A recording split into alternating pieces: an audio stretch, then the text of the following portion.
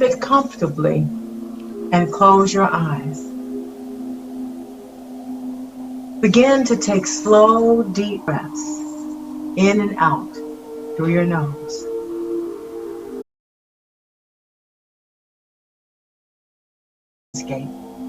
Filled with the signs of love, magnificent abundance, all the love and understanding that is packed in this moment is pain and disappointment you have experienced. Thoughts of peace, joy, and unlimited possibilities. Inhale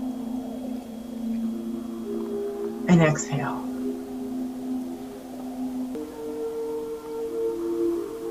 As you inhale, know that the heart is the seat of understanding, mountain of man's deeds, and the divine power is in your heart.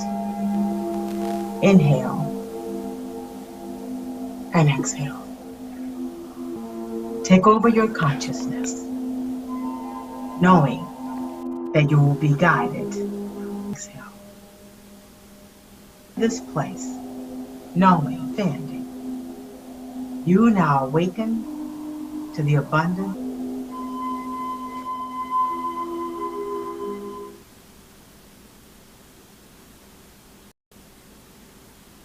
Unity of Chicago South Spiritual Community, thanks you for watching today's celebration. We appreciate your support. Your financial support helps us sustain mail. You may use the Cash App, Unity Chicago South. You may select Unity of Chicago South from the Give Life app found on our website, www.themailingaddress60615. Continue watching this online space. Donate your support and spread the word that Unity of Chicago South, a Beyond Walls ministry, is online.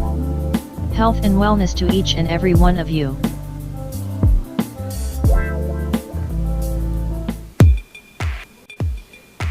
We invite your questions, comments, and conversation after the Sunday message.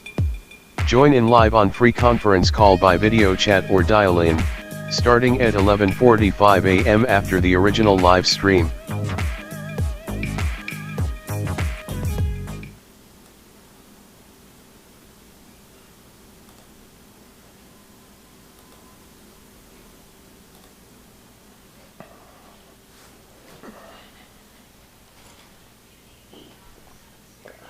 Wow, good morning, good morning, good morning. I hope that the updated or revised presentation sits well with you. I hope.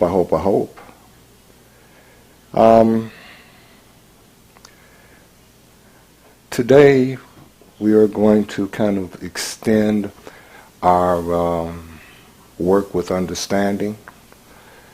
But before we start, I want to welcome you in the normal way and let you know that there is a infinite source available to everyone. It's there for each of us to seek and use, no matter our race, no matter our gender, no matter our religion. You can believe what you like, but you have to know that the source of the universe is also the source of each of us. Therefore, the principle supporting the star is the same principle supporting and available to each of us. Know that to be so, declare it to be so, and so it becomes. Now, in Unity, and I'm sure in some other practices, each month is dedicated to a particular theme, a particular idea. In our case, it's a particular power, as co-founder Charles Fillmore outlined. And the month of July is dedicated to the focus of the power of understanding. There's a color associated with it, which is gold. And more than that, there's a disciple associated with it. Now, the unusual, or you might think it's unusual, part of the disciple that's connected to it is that the disciple is Thomas. Right, the disciple is Thomas. Check our audio here. Make sure we're good. The disciple is Thomas. And Thomas is known for being a doubting Thomas. Doubting Thomas. Now, how did we get doubting Thomas to represent understanding? That's a leap, to say the least. Well, the fact of the matter is that it's through doubt that we are encouraged to develop understanding. It's through our doubts, our questioning, that is the threshold, so to speak, is the opening that we can use to develop understanding.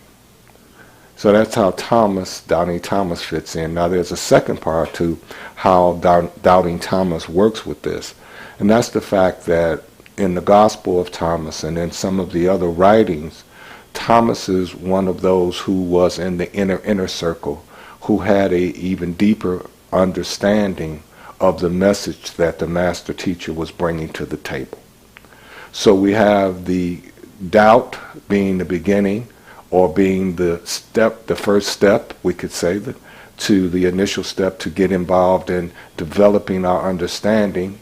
And then Thomas, the disciple, represents a deeper understanding of the message that the master teacher brought to the table.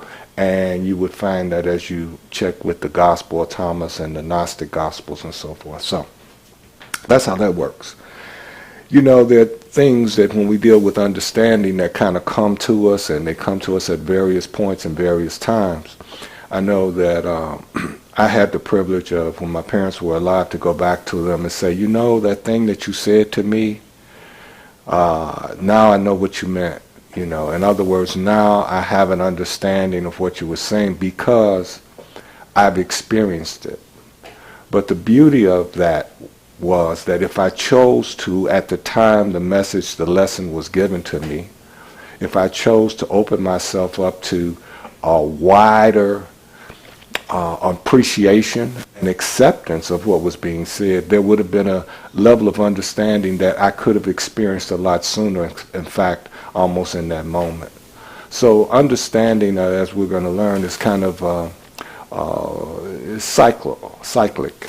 In other words, it kind of is there, and then it grows, and then you understand it, you have a grasp of it, and then you go through another period, another cycle, and you're going through another understanding, you know, and understanding something higher and different, kind of like mathematics.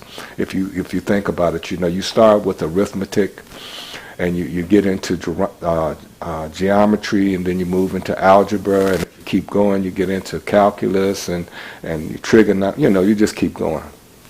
So understanding is like that. There's always another level of understanding to move through. And today we want to talk about actualizing some of the tools that can be used to develop our understanding, and find out that they actually do more than just develop them. As we walk through them and use them to develop understanding, they act as a foundation for understanding also.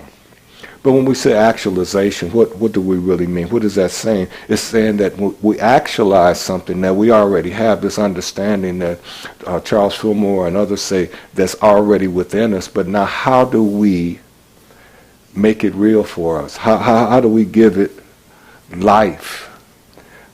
And actualizing it, we do that by creating this understanding in action, by thinking of understanding and the possibilities that it brings. Now so we have to realize that it's there, and then think about it, think of how it can benefit us, and then it moves into a reality for us. So it's always been there. Before it to be a reality for us, we have to get into a realization that it exists on any level. Now you say, well, I've never understood, I never really thought about understanding, but I get things. And so did I really say that I want to understand, I have an understanding? The idea is that you don't have to deal with understanding as it is. It's a comprehension, and as you begin to comprehend things and open yourself to comprehending, you are beginning to develop the understanding faculty. Now, as I mentioned, we're talking about a duality or dual trait that these tools that we're going to discuss have. They are important in initializing the process of growing your understanding, but they also are foundation for you to continue to use your understanding. So what are we saying here? We're saying that as we go through about 4 of these tools, and there could be more, but we would just want to look at 4 of them today, that as you use them to develop understanding, to develop what you already have, as you go forward, those same tools will be very important to you, very valuable to you, as they are the foundation for you to grow your basic understanding to a higher level. Okay. So what that means is that you develop, as you're learning how to use it, how to use your understanding. You develop as you learn how to use your understanding, and you're developing a way to learn how to use it on a day-to-day basis. To practice spiritual understanding is a part of a continual development. So it doesn't stop. I got it. It's continual. It grows. It evolves. As I mentioned, the math, you can go to another level, and you continue to grow. In the Revealing Word, a book that Charles Fillmore lays out many definitions, he says something about spiritual understanding, and it really touches on what we've talked about so far, and the fact that it is an indwelling power that focuses on the clarity of ideas. An indwelling power that focuses on the clarity of ideas. And I want to paraphrase Ernest Holmes a little bit here. He says it's a spiritual understanding. It's an inner awareness of a divine presence in all people, in all things. In all people, and all things. We could say, in a sense, that in people, it's the Christ consciousness that we're working to awaken and bring to another level, a higher level. Now, I want to examine these 4, and I hope we can work together on this and examine these 4 tools that, when they're properly actualized, they do become both initiators for more understanding and later foundation that we build on to grow our understanding. And real quick, these 4 aspects, 4 tools that we can use is seeking, patience, obedience, and practice. Seeking, patience, obedience, and practice. Let's start with seeking, and let's use a little scripture to help us develop a basis to move from. And we're going to use Luke 11:9 for this, and it says, I'm also saying to you, ask and it shall be given to you. Seek and you shall find. Knock and it will be open to you. To seek, or to go in search of, to try to acquire, or to try to discover this inner guidance system. There are some methods that can be used to help us along the way. I want to share a couple of those with you too. Listening. Are we developing? Are we working to become better listeners? As we become better listeners, we develop our understanding. Meditation. And then finding a quiet space to allow the connection. Now, meditation moves us into, or a path to move into, the silence. Finding a quiet place is something that we discovered, that you may not ever get to the silence, but you can get to the quiet. And in that quiet, you can make a connection. You can develop a connection with your higher self. And going back into the revealing word and using that as a guide to what to seek. What should we be seeking on this journey to develop our understanding? It says this: seek the things that are above. Seek the things that are above. Seek spiritual. Seek spirituality instead of materiality. What? I shouldn't be going after getting rich. I shouldn't be going after wearing fine clothes. I shouldn't have. No. It's not saying that at all. It's saying to develop your spiritual understanding, and the more you develop your spiritual understanding, there's another scripture that tells us that the things will be added to us. So you're seeking this level of understanding that's beyond material, that's beyond appearances. Now maybe what we've done in the past is try to seek why we don't have, to seek a particular concrete material thing, and we found that it didn't happen for us. The answer didn't come. Maybe we were seeking amiss. Maybe if we turned that around and sought the spiritual behind the material, we might have gotten an answer. And we're not going to leave you there. We're not going to leave you there. We're going to take you into seeking the spiritual.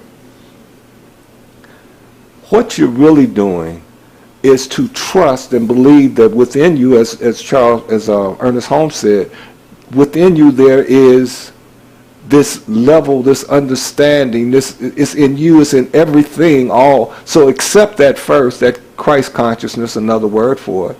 If you accept that it's there, then you can begin to work with it. When we don't believe that it's there, when we don't believe there's a divine presence within us that is actually projecting as us, then it's hard to work with it.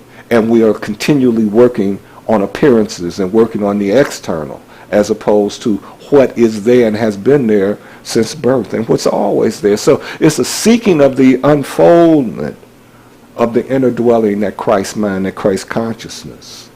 So we have seek. That's one of the things that, one of the tools that we can actualize, that we can move into our lives on a daily basis to help us develop our understanding. Another one is patience. Patience. The patience to develop a consciousness that has that vision beyond appearances. To develop a consciousness that has that vision beyond appearances. Now, what are we saying here? Those are wonderful words, but what are we saying? So I see that I have a need. Whatever that need is, I have a material need. I have a human need, food, clothing, health, whatever it may be. I have a material need. And what's being said here in this patience is the fact that we want a consciousness that does not neglect, does not say, no, I'm fine, in the midst of not being fine, physically or financially or whatever it may be, but to say, yes, I understand that, but that is not the reality of what I can be. That is not the potential that is within me. There is this Christ consciousness within me that is unlimited. So yes, I may be here at this moment, but I have to know, I have to understand there is beyond this moment, and I can live in it, I can work with it, I can be a part of it. I want to spend some time with a book by Vera Dawson Tayyat.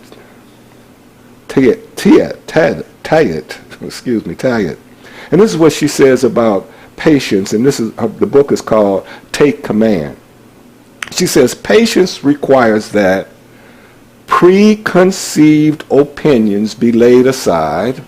I can't, I'm not, it won't. And our attention is placed on what we desire to see made manifest, and not what we may fear to occur. If I try it, I can't, it's not, I know it won't be. She's saying, no, no, no, no, no. You have to invoke patience to say that even though this is what the situation is right now, because I know that there is this divinity within me, that I know that this is this Christ consciousness within me, that I know that more of me is in me than's been seen, the root of me, like a tree, there's more in that root of me, which I cannot see, than it is that can be seen. And I'm working with that unseen power, the root. She goes on to say, she says, and all of this is based upon a faith that our good is our inheritance. So that I am not destined to live in a negative situation. I am not destined to be a person who only the bad happens to. That's not what I'm destined to do. There is more for me. There's a good for me, and that good I want to come now. I understand that it exists no matter, no matter what's going on or what has gone on. I want to continue with her book. She says we have to keep faith in our vision, and to do that, it requires the patience that can wait calmly. Big key. Calmly in spite of appearances. So that doesn't say that I'm sitting here waiting for God to deliver. I'm sitting here knowing that the deliverance has already occurred. And I'm going to do the work necessary to allow that deliverance to work through me. You see, there's a difference. There's a difference. I'm waiting for it to appear, and I'm working for that appearance to come, as opposed to that appearance is going to come through some divine power, and all I have to do is sit here. Now, another author explains this about patience. Says that to be patient not only with yourself, but with others. To be patient with not just yourself, but with others. Now, if you're patient with others and not yourself, that's not exercising patience. And if you're patient with yourself but not others, that's not exercising patience to the fullest in either case. That patience needs to exist from you to others. From you to others. And then finally, on patience, this is from Charles Roth, New Way of Thinking. He says this: patience is waiting, and while you are waiting, living in the present moment. So patience is not sitting back doing nothing. You are living in the present moment while you're expecting the good to appear, to manifest. Not for there to be good, because the good is already in existence. Okay? All right. Now let's go to James for this patience, James 1:4, and see what the Bible says about it. It says, but let patience have her perfect work, that ye may be perfect and entire, wanting nothing. Wanting nothing. So the patience allows us to allow the work of our higher self to take place. And our needs and desires fulfilled. But let's understand, it's not just patience by itself. I said we have 4 tools, and these 4 tools interact and they work with each other. The third tool we're working with is obedience. Obedience. We are to work to be obedient to 2 laws: spiritual law and man law. You say, well, human law. See, we exist in 2 dimensions. We exist in this visible dimension and then an indivisible dimension simultaneously. The third dimension, visible, and the fourth dimension, invisible. And see, the visible is governed by human law, and the invisible is governed by what? Spiritual law. And that spiritual law is influenced, I want you to hear this now, that spiritual law is influenced by our third dimension consciousness. What? What did you just say to me? That what we are thinking, how we are acting, influences what appears in our lives. It influences what appears in our lives. See, the fourth dimension, or that invisible spiritual dimension, is merely the essence of all that is of unformed divine substance. Whoa, go back through that. That fourth dimension is all that there is, but it hasn't been formed yet. It hasn't come into manifestation yet in our lives, but it already exists. See, all that ever was or will be is formed out of that invisible divine substance. Now, you'd be surprised as you listen to that to say, wow, but you've heard it. You've heard it. In Scripture it says, in the beginning was God, and from God all things were made. Huh? So if God was all there was, then God created all there is from God, from itself. So to be obedient to spiritual law is the same as being obedient to human law. See, the same thing applies. The same rule applies. The one rule that we must be aware of. It works both ways. You say, well, what rule is that? I want to know. You already know. Ignorance of the law is no excuse for disobedience regarding either. Wow. So the law, this spiritual law, is going to work in our lives regardless of whether we're aware of it or not. Good things come to people. You say, how did it come to those people? They're working with this law and they don't even know they're working with it. So you want to understand, to get the most out of yourself, that there is a law and you have the right to work with it, and you can be obedient to it to perpetuate it coming into your life that much faster, the manifestation. See, disobedience on the physical plane can even bring forth negative situations, right? Well, it's the same thing. Disobedience on the spiritual plane can bring forth discomforts and a lack of achievement. The more we synchronize our thoughts and feelings with divine obedience, the more we develop understanding of the law. The more we obey, the more we understand. We understand that the law says there's one mind, and that mind is the mind operating in the fourth dimension, manifesting in the third. So the thoughts and feelings are affecting that invisible substance, that God's substance, and it manifests in our lives right here. The dimension that we live in and we can see. I need to work with my thoughts and feelings maybe a little bit, huh? Now, as we develop our sense of yes,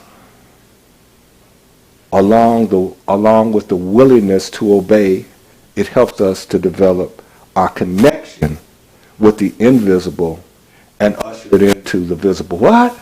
As I learn to say yes to that still small voice, as I learn to say it and obey it, go where it leads me, do what it says, I began to bring that which is already in existence in that fourth dimension into my life right now in the third dimension. Simple said. Say yes to that still small voice. Fillmore says this. He says obedience comes through understanding our relationship to God. So if we understand that still small voice is that higher voice, that higher part of ourselves, that divine part of ourselves, it makes it a little bit easier to say yes to it. And in John 14:23 it says, anyone who loves me will obey my teachings. Obey, a divine commandment to be made, a part of our inner dialogue that is developed through our spiritual practice. Our spiritual practice. So as we develop and work with our spiritual practice, get in the habit of saying yes to that still small voice. That's part of developing our spiritual practice. And to talk about spiritual practice, that brings us into the fourth tool, practice. practice. Now, if we go to the internet and we check out spiritual practice, the website, there are several elements that we want to look at quickly. Is my practice, is it regular? Master Earhart says, if you can just say thank you, that's part of a practice, or that can be your practice if you do that every day. Joe Goldsmith says, he talks about the connection, and he says, the connection is more important than the time you spend. So you may connect it takes you 5 seconds, 10 seconds to connect, and that's the important part. Number 2 about this practice, is it intentional? In the sense that it's recognized that there's a connection happening. I am intentionally saying thank you this morning because I know as I say thank you, there's an energy that I release throughout my body and throughout me, throughout my consciousness, that is positive and good for me. See what our practice does? It establishes, it develops, and it nourishes a personal relationship with our higher self, with our divine self. And the purpose of the practice is, why we engage in the practice is to transform. So I'm doing this to transform. I'm developing my understanding to transform. I'm practicing using these tools so I can transform my life. Well, let's close this out by just going over those 4 tools. Just 4 tools. Now, there are other tools you can come up with, but we're just talking about these 4 today. To seek, a process that opens the door and grows all understanding. So to want it, to seek it, grows it, and it opens the door to it. Patience, to develop patience.